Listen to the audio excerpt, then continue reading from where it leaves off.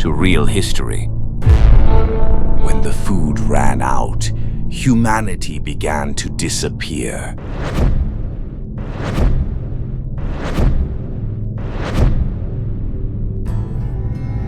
The first snow had not yet fallen, yet death had already found Jamestown. The river flowed quietly beyond the wooden palisades, reflecting a pale autumn sky that gave no warning of what was coming. Thin smoke drifted above the fort, carrying the smell of damp timber, cold ash, and fires too weak to warm the men gathered around them. At first glance, the settlement still looked alive, but behind its walls, hunger had already begun its patient work. Only 2 years earlier, English ships had crossed the Atlantic with a bold purpose. They had built Jamestown on the banks of a broad river, believing this distant land would reward courage with prosperity. Instead, the colony struggled from its very beginning. Disease spread through the marshes. Food was never plentiful. Trade with the Powhatan people grew uncertain as a long drought strained harvests across the region. Then, in the summer of 1609, hope appeared on the horizon.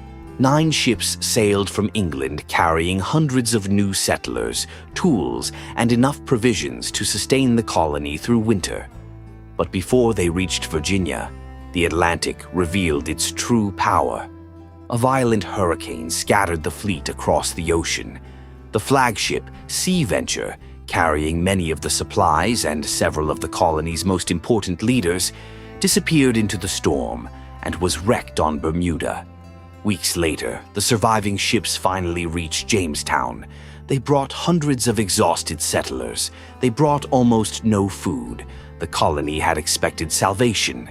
Instead, it inherited more empty stomachs. As autumn deepened, another blow followed.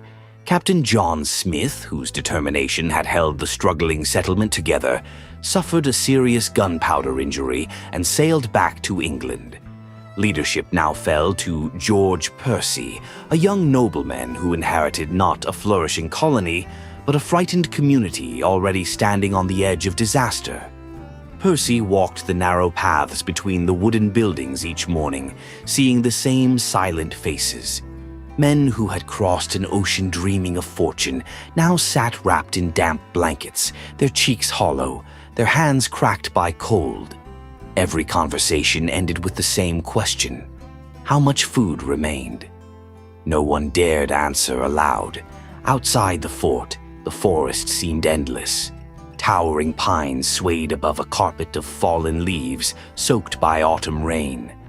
Mist drifted between the trunks long after sunrise, hiding every movement beyond a few yards. Somewhere within those woods waited the warriors of Chief Powhatan. His order was clear. Any Englishman found beyond the safety of the palisades was to be attacked. The forest became a prison whose walls were made of trees instead of stone. Yet men still ventured into it. They searched for roots buried beneath the cold earth. They gathered bitter berries and hunted snakes, hoping to quiet the burning pain inside their stomachs. Many never returned. Some vanished without a sound. Others staggered back wounded, carrying little more than fear. Inside the fort, the stores continued to shrink. The barrels that once promised security echoed hollow when opened. Every handful of meal had to be measured. Every ration became smaller than the last. Percy knew the arithmetic was impossible. There was simply not enough food to outlast the winter. Then the cold arrived. It crept beneath doors and through the cracks between the logs. Rain-soaked woolen clothes that never truly dried. Smoke from damp firewood clung beneath the roofs, stinging tired eyes. At night, coughing echoed through the settlement while the river wind rattled the wooden walls as though unseen hands were testing their strength. Hunger changed people slowly. At first, they spoke less. Then they stopped laughing. Soon they stopped arguing. The horses were slaughtered first. Their meat disappeared within days. Then came the dogs. Then the cats. Even rats and mice became valuable prey. When there were no animals left, leather belts and shoes were boiled for hours until they softened enough to chew. The smell of cooking no longer brought comfort. It only reminded everyone how desperate they had become. George Percy watched the transformation with growing dread. Leadership no longer meant planning tomorrow. It meant deciding how to survive until sunrise. Each dawn revealed another body. Some died quietly in their sleep, wrapped in threadbare blankets. Others simply lacked the strength to rise from the frozen earth beneath them. Disease followed hunger with relentless patience. Fever spread through the cramped buildings. Dysentery drained what little strength remained. The settlement grew quieter each passing week, broken only by the crackling of damp fires and the mournful cries of ravens circling above the fort. Winter had only just begun. The true horror of the starving time still waited in the darkness ahead.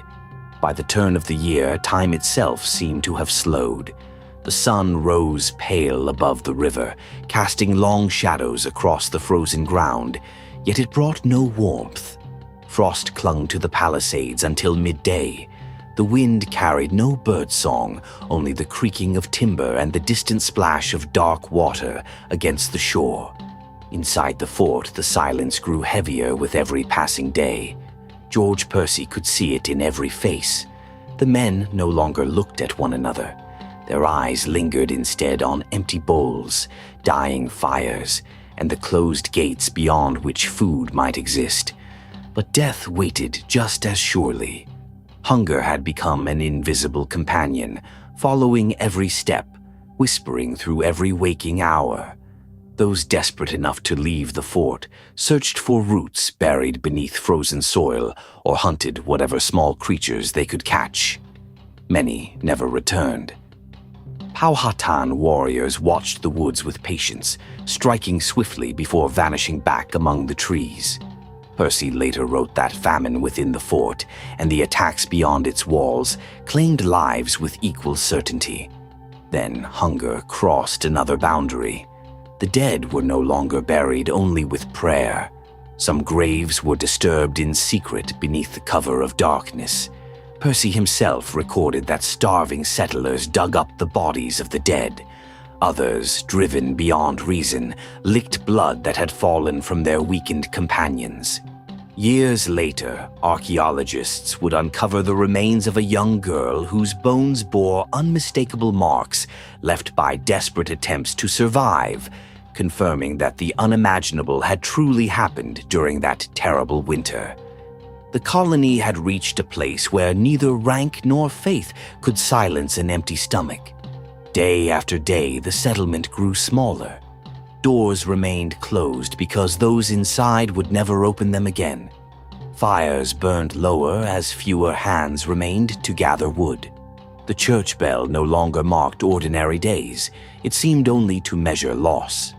By the spring of 1610, scarcely 60 colonists were still alive. Then, at last, sails appeared upon the river. The survivors of the sea venture, led by Sir Thomas Gates and Sir George Somers, had escaped Bermuda aboard 2 ships they had built with their own hands. They expected to reinforce a struggling colony. Instead, they found a settlement on the edge of extinction. The men who staggered from the gates scarcely resembled those who had sailed from England. Their clothes hung from wasted bodies. Their faces were hollow, their movements slow, their voices little more than whispers. Gates quickly understood the truth. Even with his arrival, Jamestown could not survive much longer. He made the hardest decision left to make. The colony would be abandoned. The survivors gathered what little they possessed and boarded the waiting vessels. Behind them, the silent fort stood beneath a gray sky, surrounded by fresh graves and empty houses. It seemed the wilderness had won. But before the ships could carry them away, another sail emerged around the bend of the James River. It was Lord de la Warr, the newly appointed governor, arriving with fresh supplies, soldiers, and new settlers. Learning that Jamestown had been abandoned, he ordered the survivors to return immediately. The colony would not be surrendered. Slowly, the boats turned back toward the weathered palisades. Jamestown lived, not because it had conquered the wilderness, not because it had defeated hunger. It survived because, at the final moment, help arrived before hope had completely vanished. The starving time became the darkest chapter in Jamestown's history. More than 200 colonists entered that dreadful winter behind the walls of James Fort. When spring finally returned, only about 60 remained alive. Hunger, disease, and the siege had claimed nearly 4 out of every 5 lives. George Percy survived to record what happened. If you enjoy today's return to the Age of Discovery, I'd be truly grateful for your like. It's the best way to let me know that these stories are worth making. I'm already preparing the next chapter for you, so if you don't want to miss it, consider subscribing. I'll see you next week.